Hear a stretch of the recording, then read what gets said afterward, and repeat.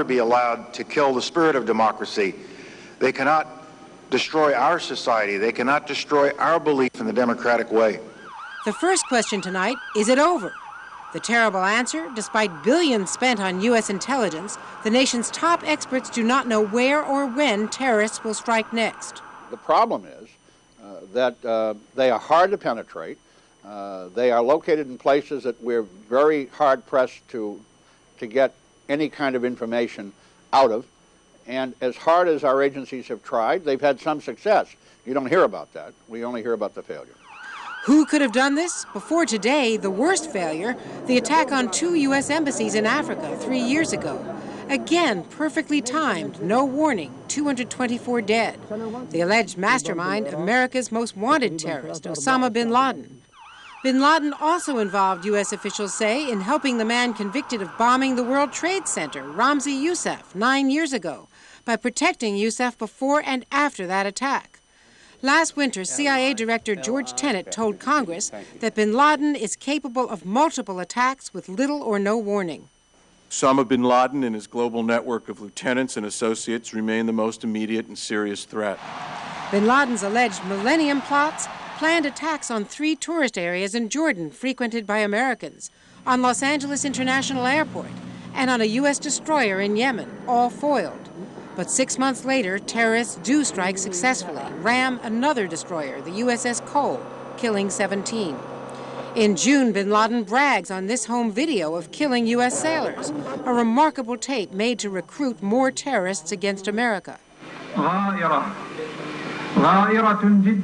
And just 3 weeks ago, a warning to a London newspaper, allegedly from bin Laden's group, that he was targeting America again. I think it is a dilemma for the United States now. I believe the only thing is, to revise their policies, to look at what's happening. Why, for example, the anti-American sentiment is very high in the Middle East and in the Muslim world. How could this happen? Only from a massive intelligence failure. But in this case, at least there will be some evidence. The good news is that the hijacking 4 airplanes is a very complicated operation. Even hijacking 1 is complicated. And they will have left some trail behind them. They will have had to have checked in, they will have had to have purchased tickets either under their name or alias names. If the U.S. cracks the case, how will it retaliate? Current and former officials say massively, but carefully.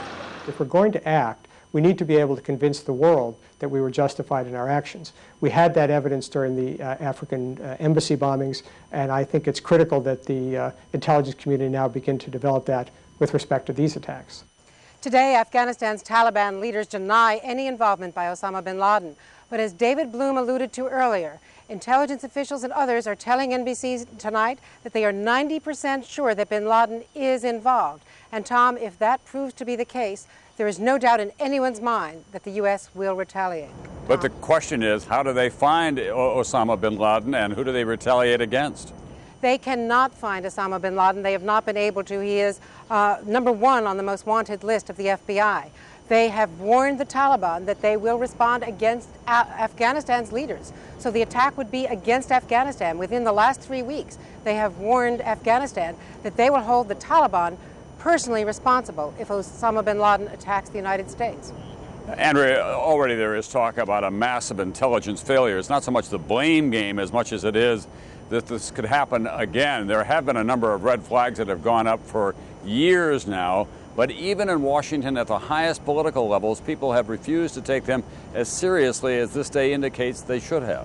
Exactly right. I mean, in our report, Senator Warren RUDMAN, former senator, you spoke to him earlier today. He and Gary Hart, another former senator, had a blue panel commission, a blue ribbon commission. They warned that the nation's defense, the national defense here at home, not overseas, is the greatest vulnerability. That was in February and March. Not much has been done. The bureaucracy moves so slowly, and after the 1998 bombings, Tom, America's embassies were not greatly enhanced in their security, partially, but Congress rejected demands by 2 secretaries of state to beef up security to a much greater level overseas. Thank you very much, NBC's Andrea Mitchell. The United States, at once so powerful and so innocent in its worldview in so many ways. Let's go to our Pentagon correspondent now, NBC's Jim MIKLASZEWSKI. Jim, you have some information for us about why these particular targets might have been chosen. Well, these particular targets, first of all, the World Trade Center for its very high profile and the obvious trap that the terrorists set. After the first attack, they knew very well that all television cameras in one of the most media-intensive centers of the world would be focused on those twin towers, so that when that second plane came in with that horrific video of it striking the second tower, that would achieve a monumental victory for them. The target here, obvious. The most powerful, the center of the most powerful military in the world. Tom? All right, thanks, NBC Jim MIKLASZEWSKI. I'm told that Marine One, the helicopter bearing the president from Andrews Air Force Base back to the White House now, is landing on the White House lawn. We do expect to hear from the president before the end of this night. He has had a long and challenging day, beginning in Florida, then going to Louisiana, and then to Offutt Air Force Base, the home of the Strategic Air Command, before returning here to his office at the White House this evening. He'll be meeting with his national security advisors. By then, Colin Powell, the Secretary of State, may be back from his trip to Peru. Also, Condoleezza Rice, who's been in the White House all day long and informed him of all of this. And Defense Secretary Donald Rumsfeld, Vice President Dick Cheney, who has managed to stay in the White House, too. These are the kinds of days that you know in the back of your mind may occur when you become the President of the United States and the Commander-in-Chief when you're on the campaign trail. But the cold, hard reality has been visited on this president, one of the greatest national security crises this country has faced in many, many years within his first year in office. So let's just watch for a moment and see if we can't see the president as he gets off the helicopter, and then under very heavy guard. There's extraordinary security now at the White House. Sharpshooters on the roof, people have been cleared out. Our correspondents are operating from across the street.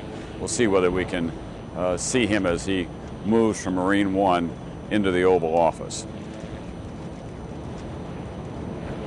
Mick, we had, as we expected earlier today, the president had a fighter plane escort coming from Omaha back to Washington, and my guess is that he must have had one earlier today when he left Florida, and also when he went from Louisiana up to SAC. Jim, it was shortly after the attacks occurred on the World Trade Center that the Pentagon went into a crisis mode. They were trying to establish exactly what additional threats there may be, and then it was just about 28 minutes after that that the airplane hit here. It was after the attack on the Pentagon that the Air Force then decided to scramble F-16s out of the D.C. National Guard Andrews Air Force Base to fly cover, a protective cover over Washington, D.C. It was something straight out of a war zone, Tom. One Air Force officer standing next to me looking up in the sky at the F-16 said, "My God, we're flying cover on the nation's capital." All right, Jim, let's continue to watch here as the president still is on Marine One. We do expect that momentarily he'll be exiting that helicopter and moving briskly into the Oval Office. Laura Bush, he had talked to earlier today. She had been moved to a secure location. His brother Jeb Bush declared a state of emergency in the state of Florida after the president left today, a contingency that a lot of governors took around the country.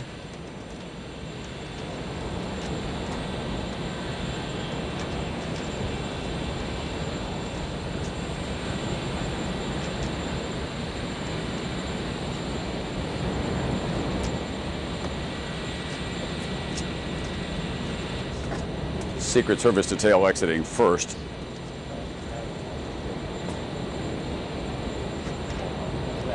There were Secret Service offices and a number of other government offices in the World Trade Center. There's the president now, walking